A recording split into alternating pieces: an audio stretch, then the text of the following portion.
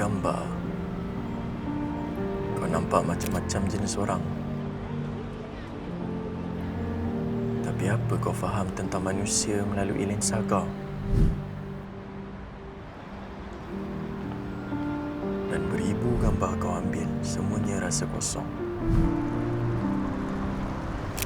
Dan bila tiba masa, kau rasa kau cuma nak berhenti.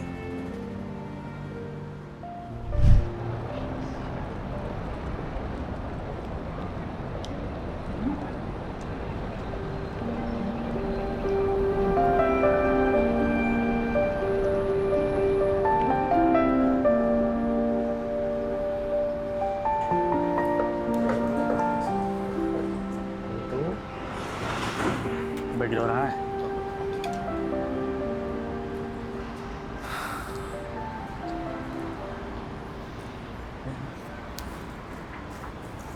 Assalamualaikum bang. Nak azam berbuka ni. Nak makan? Tak apa bang, saya bukan gelandangan. Oh tak apa, abang ambil je. Ada lebih ni. Semua orang pun kena berbuka juga. Terima kasih bang. Sama.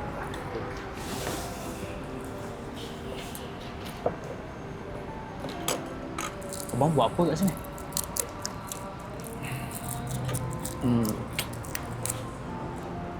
Raja ambil gambar. Dari siang tadi saya ambil gambar banyak. Tapi tak tahu kenapa. Semua gambar tak jadi. Semua gambar tak jadi. Tak salah untuk cari kecantikan. Cuba abang tundukkan pandangan abang sedikit. Mungkin abang akan jumpa jiwa tu. Okey bang, saya minta diri dulu bang. Assalamualaikum. Waalaikumsalam.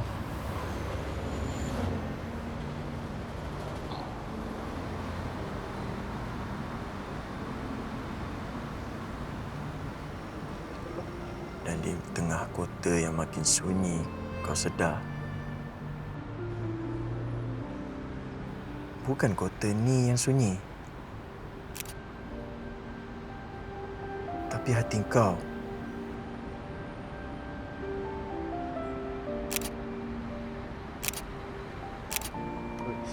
Kau kan.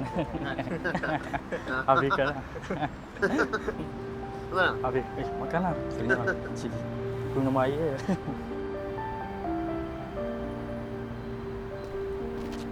Dan kau tak pernah sedar.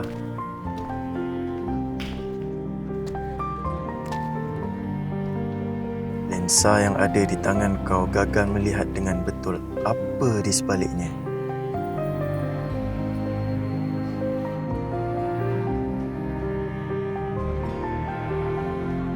Assalamualaikum. Jejak kebaikan itu bukan hanya dengan mencari subjek yang cantik dan indah.